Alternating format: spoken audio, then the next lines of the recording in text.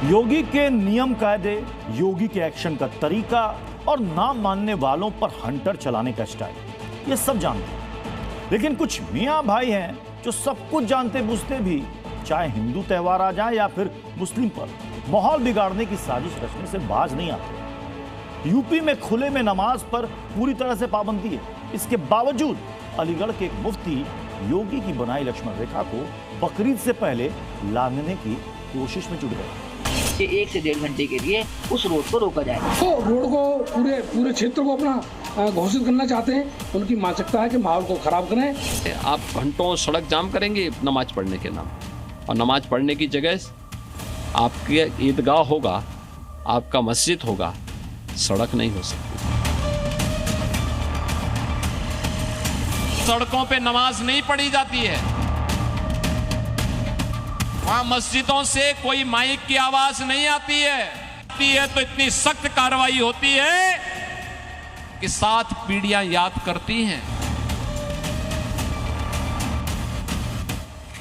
UP में सड़क पर नमाज बैन है। लाउडस्पीकर की आवाज मस्जिद से बाहर नहीं आ सकती। लेकिन भाईजान योगी की खींची गई लक्ष्मण रेखा को तोड़ने की कोशिश में। अब ईद उल अजहा आ रही है, उसमें 1 से 1.5 घंटे की नमाज होती है। जिन जगहों पे भी नमाज होती है, मिसाल के तौर पे ईदगाह में होती है या और दूसरी जगहों पे होती है, तो वहां पे इजाजत दी जाए कि जिस तरह आप दूसरे जो धर्म विसर्जन होते हैं उनमें इजाजत देते हैं, इस तरह इसमें भी इजाजत दीजिए। ये अलीगढ़ की रसलगंज मस्जिद के मुफ्ती हैं। नाम है मुफ्ती अब्दुल्ला नदवी। ये योगी के बनाए नियम कायदों को तोड़ने की मंजूरी मांग रहे हैं। 26-27 मई को बकरीद है और उस दिन अलीगढ़ में सड़क पर नमाज पढ़ना चाहते हैं, ट्रैफिक को ब्लॉक करना चाहते हैं, लोगों को बेवजह परेशानी में डालकर ईद की दुआ करना चाहते हैं और इसके लिए अड़ गए हैं। हिंदू त्योहारों से तुलना करने लगे हैं। कांवड़ यात्रा होती है, हमारे भाई कांवड़ लेने जाते हैं तो उनके लिए बाकायदा एक साइड का रोड ब्लॉक किया जाता है। लेकिन जब यही सहूलत बात आती है मुसलमानों के लिए, जो कि अक़लियती तबका है हिंदुस्तान का सबसे बड़ा, तो वहां पे रोड पे नमाज तक नहीं होने दी जाती। इसलिए सवाल उठ रहा है कि योगी की लक्ष्मण रेखा को क्या तोड़ पाएंगे भाईजान। यूपी में 2019 में ही सीएम योगी आदित्यनाथ ने आदेश जारी कर सार्वजनिक जगहों पर नमाज पढ़ने पर पाबंदी लगा दी थी, जिसके बाद से ही यूपी में सड़कों या खुली जगहों पर नमाज पढ़ने की इजाजत नहीं है। अब ईद और रमजान में नमाज सिर्फ मस्जिद, ईदगाहों पर ही अदा की जाती है। यूपी में सड़क जाम करके या ट्रैफिक बाधित करके नमाज पढ़ने के दिन लग चुके हैं और नियम तोड़ने वालों पर कानूनी हंटर भी चलता है।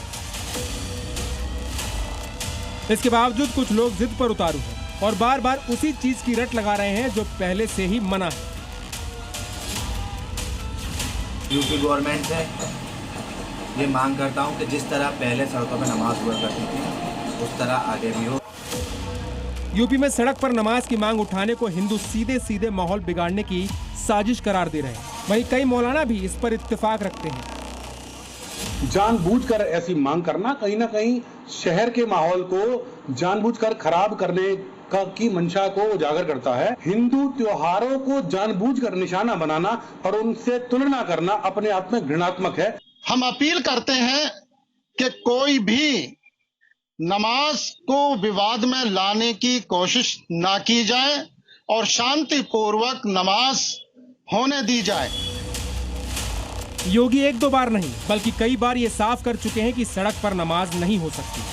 अब तो इलाहाबाद हाईकोर्ट का बकायदा इस पर ऑर्डर भी आ चुका है। लेकिन भाईजान है कि योगी के रूल ऑफ लॉ को तोड़ने के लिए लक्ष्मण रेखा पार करने की हट लिए बैठे हैं। ब्यूरो रिपोर्ट, जी मीडिया।